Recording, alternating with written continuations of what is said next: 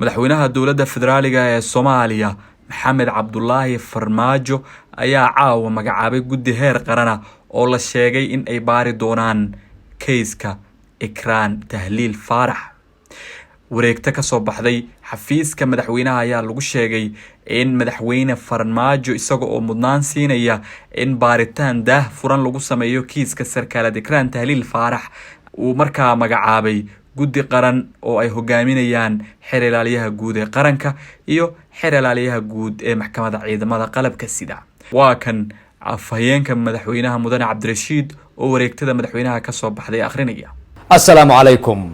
maanta oo ay taariikhdu tahay 13 bisha 9 sanadka 2021 waxa uu madaxweynaha jamhuuriyadda federaalka Soomaaliya mudane Maxamed Cabdullaahi Farmaajo xeer madaxweyne ku magacaabay guddi qaran oo baarid ku sameeya kiiska Ikraan Tahliil.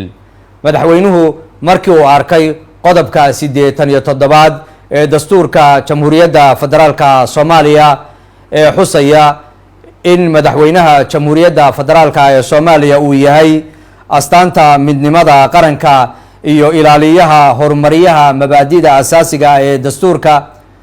markii uu arkay qodobka 9aad xarafkiisaba ee dastuurka ee xusaya in madaxweynuhu uu yahay taliyaha guud ee ciidamada qalabka sida.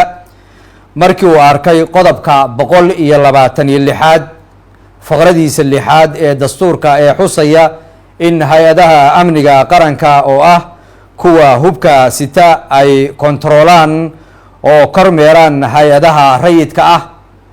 markii uu garwaaqsaday in kiiska sarkaalad Ikraan Tahliil uu yahay mid xasaasi ah oo u baahan in baaritaan hufan lagu sameeyo.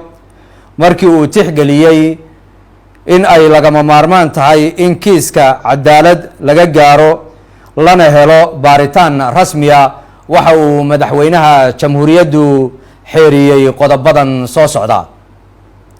waxaa la magacaabay guddi qaran oo kiiska baara oo ka kooban guddoomiyaha guddiga oo ah xeer ilaaliyaha guud ee qaranka, guddoomiye ku-xigeenka guddiga oo ah xeer ilaaliyaha guud ee maxkamadda ciidamada qalabka sida, iyo 3 xubnood oo ay soo kala magacaabayaan xubin uu soo magacaabayo taliyaha ciidanka booliska Soomaaliyeed, xubin uu soo magacaabayo taliyaha ciidanka xoogga dalka, iyo xubin uu soo magacaabayo taliyaha hay-adda nabad sugidda iyo sirdoonka qaranka. qodobka 2 waxaa la farayaa dhammaanba xubnaha guddiga iyo guddoonkoodaba in ay hawsha si xalkasnimaha u gutaan, warbixinta baaristana ay u gudbiyaan hay-adaha sharciga u leh. waad mahadsantihiin.